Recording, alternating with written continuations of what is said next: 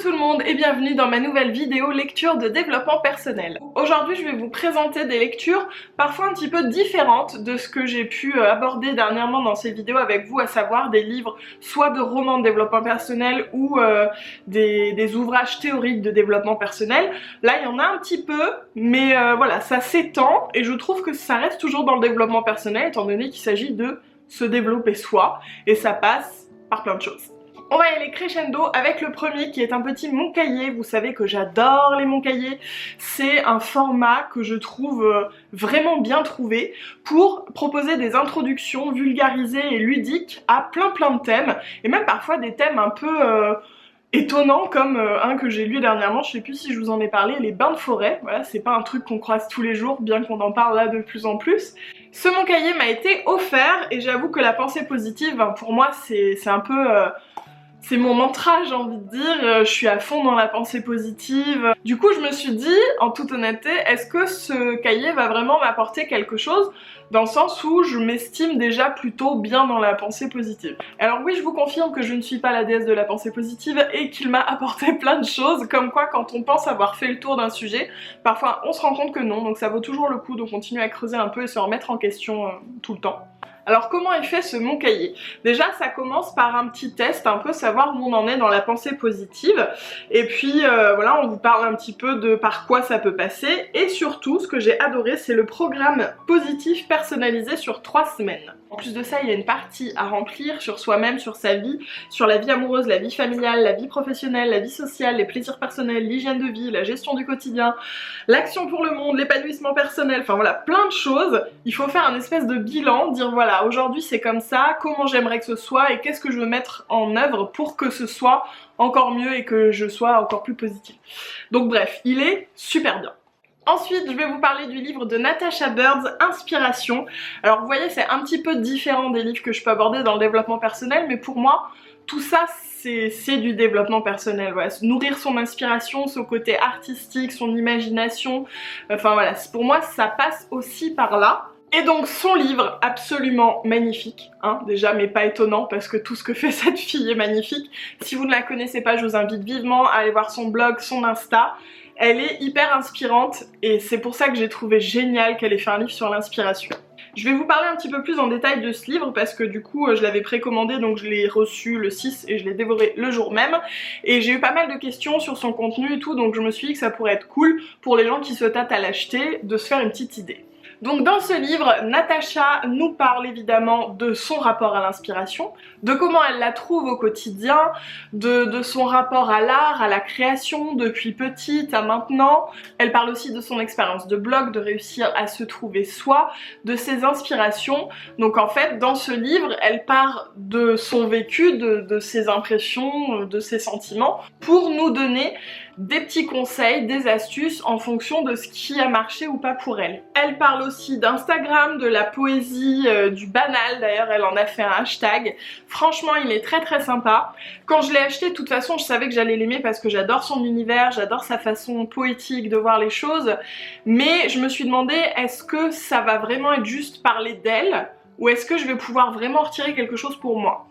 Eh bien je vous confirme, et c'est pour ça que je le mets dans le développement personnel, qu'il est vraiment enrichissant pour soi. Je trouve que, en fait, il n'y a pas plus inspirant que les personnes inspirées. Je sais pas si vous voyez ce que je veux dire, mais j'adore parler aux gens qui sont passionnés par leur travail, enfin passionnés par quoi que ce soit d'ailleurs. Je trouve que c'est toujours passionnant. Et donc là, c'est vraiment ça, à travers son écriture, on sent son rapport à l'inspiration et puis elle nous donne vraiment pas mal de petites astuces. Par exemple, elle dit de rêver, qu'on ne rêve pas assez au quotidien et que parfois quand elle perd l'inspiration, elle se force à essayer de rêver, à revoir la magie de la lumière à travers une fenêtre et les petits halos de poussière. Enfin, voilà, elle essaie de retrouver le petit grain de magie pour relancer la machine. Et ça c'est un truc que j'ai trouvé hyper intéressant parce que moi-même ça m'arrive, d'ailleurs ça fait longtemps que j'ai pas touché à mes pinceaux d'aquarelle alors que j'adore ça, parce que j'arrive pas à retrouver l'inspiration, je sais pas. Donc ouais, ça m'a vraiment plu ce livre. Je vous le conseille vraiment déjà si vous aimez son univers, puis même si vous l'aimez pas, je pense qu'il pourra que vous faire du bien. Je précise que c'est pas du tout partenariat, hein. Enfin tous mes livres c'est jamais un partenariat, je tiens à vous le dire. Le troisième livre que je vous présente aujourd'hui, c'est Rituel de beauté et pierre de soin, qui est tout à fait dans, dans les mêmes tons, hein, voilà, ça se suit, par Laurie Simons. Alors c'est une adaptation, ce livre est sorti en anglais, et en anglais il s'appelait The Inner Beauty Book, je crois. C'est le livre de la beauté intérieure, et je trouve que ce titre lui va tellement mieux que Rituel beauté et pierre de soin, parce que quand je l'ai présenté, il y en a beaucoup qui m'ont dit « Ah, c'est un livre sur la lithothérapie », et franchement non. Il y a marqué tous les conseils pour utiliser les cristaux et moi je suis pas d'accord, encore une fois. On parle de cristaux. Il y a des conseils pour les utiliser, c'est vrai, mais c'est vraiment pas le cœur de ce livre. Le cœur de ce livre, c'est retrouver la beauté intérieure, se reconnecter avec soi, faire des petits instants du quotidien, des instants de magie, de rituel pour soi, et conscientiser vraiment tous nos actes. Et je le trouve génial ce livre, mais vraiment, parce qu'il m'a apporté une distance un petit peu par rapport à moi. C'est comme si en le lisant je me voyais faire au quotidien. Et je sais pas, il est très poétique, il est doux, c'est un petit cocon et il donne plein d'idées, par exemple tout bête, mais quand je dis conscientiser ses actes, enfin les faire en pleine conscience, c'est par exemple quand on prend sa douche, pas penser à autre chose, mais penser qu'on prend sa douche. Je sais que ça peut paraître tout bête, mais penser qu'on est en train de se laver. On se lave de quoi? De toute la poussière de la journée, on peut se laver du stress, on peut se laver des émotions négatives qu'on a ressenties aujourd'hui. Enfin, c'est vraiment penser à ce qu'on est en train de faire et y mettre nos émotions. Voilà. Et donc ça on peut le faire avec plein de choses. Quand on fait à manger par exemple, on peut insuffler vraiment de l'amour dans la préparation qu'on est en train de faire. Si on est en train de préparer un gâteau pour son chéri par exemple, le faire en se disant que ça va lui faire plaisir, penser à tout l'amour qu'on a pour la personne, repenser à des moments particuliers, enfin voilà. Insuffler ses émotions dans ses actes du quotidien, ça c'est un truc auquel j'avais pas trop pensé avant mais que je trouve vraiment très intéressant. Et au-delà de ça, il y a toute la partie petit rituel. Alors vous allez voir avec d'autres lectures encore. N'ayons pas peur de ce mot, un rituel n'a rien de bizarre, hein. On en a plein tous les jours. Par exemple, quelle est la première chose que vous faites en sortant du lit? C'est souvent la même, c'est un rituel.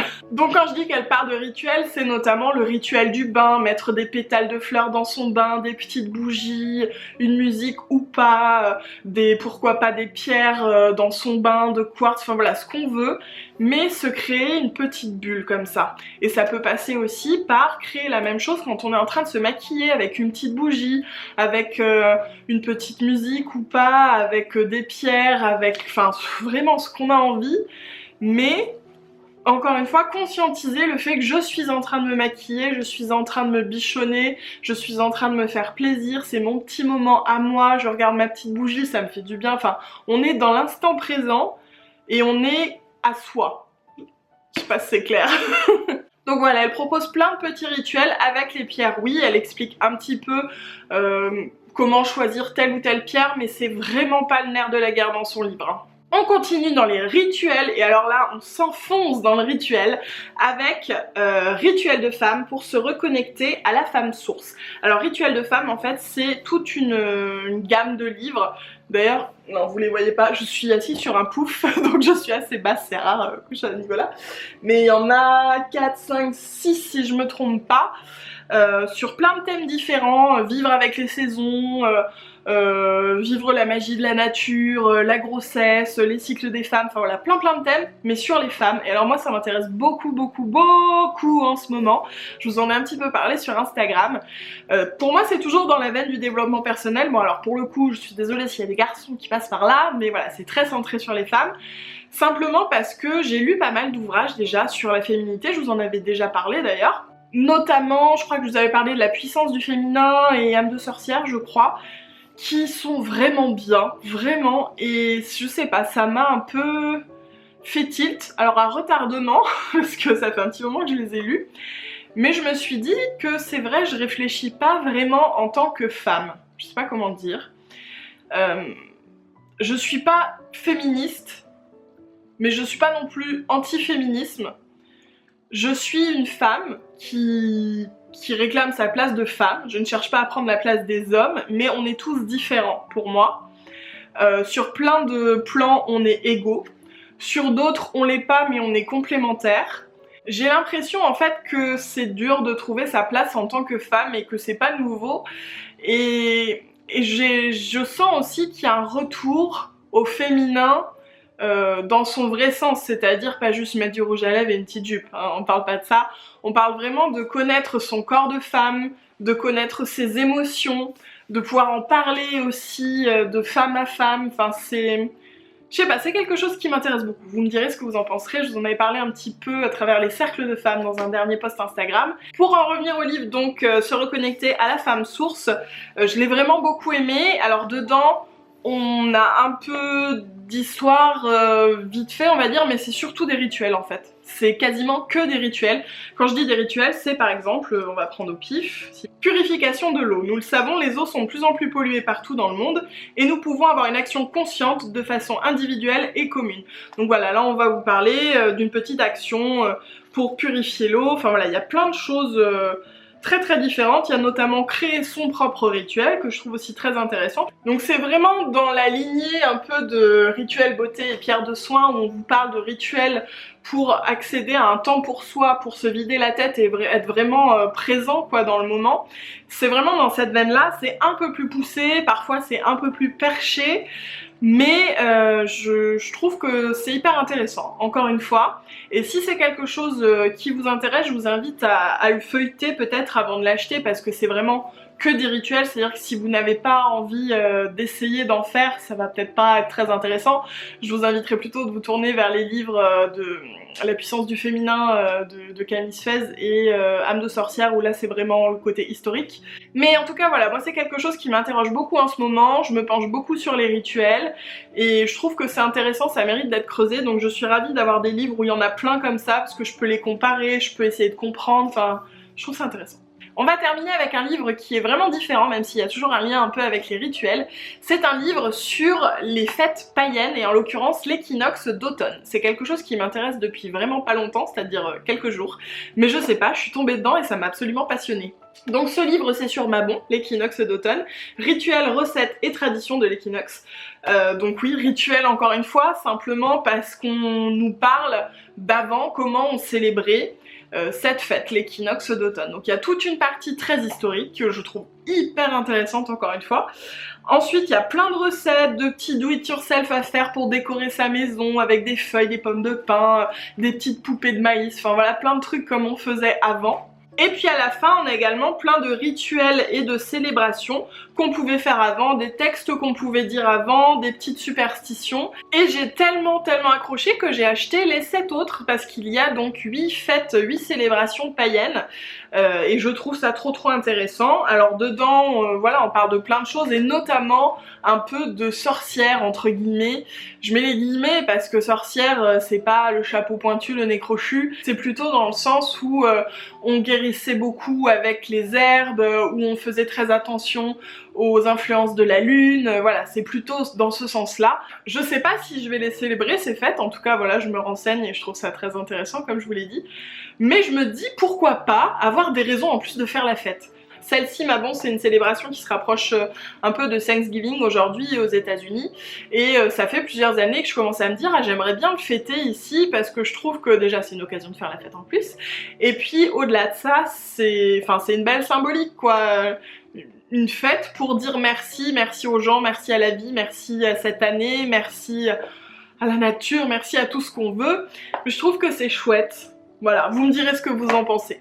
Alors je sais, c'est pas à fond dans le développement personnel, mais je trouve que ce rapport à la nature rentre dedans dans le sens où quand on commence à faire attention à soi, souvent on fait attention aux autres, et les autres c'est aussi la nature, c'est aussi la planète. Et moi je trouve que, je sais pas, j'y vois un lien, vous me direz. Je vous avais prévenu, hein, cette vidéo de lecture était un petit peu différente. En ce moment je m'intéresse beaucoup aux choses... je saurais pas comment les qualifier, différentes j'ai envie de dire. Là j'ai acheté un livre sur l'astrologie, moi qui n'y ai jamais cru entre guillemets, bah voilà j'ai envie de m'informer sur plein de choses comme ça, notamment les Wicca du coup, parce qu'on en a parlé, je me suis rendu compte que je connaissais pas, du coup je me suis dit tiens, je vais lire un livre sur les Wicca parce que je ne connais pas. Je suis dans une curiosité en fait, dès qu'il y a quelque chose que je connais pas, qui m'interroge, et ben j'ai envie de lire un livre dessus. Donc dites-moi dans les commentaires ce que vous pensez de tout ça, ce que vous pensez des livres, si vous les avez lus, si vous avez envie de les lire, ce que vous pensez des thèmes abordés, si c'est quelque chose qui vous intéresse aussi.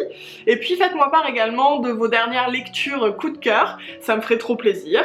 Et puis bah moi je vous remercie d'avoir regardé cette vidéo, je vous invite à la liker et vous abonner à ma chaîne si elle vous a plu. Et puis bah je vous retrouve très vite dans la prochaine.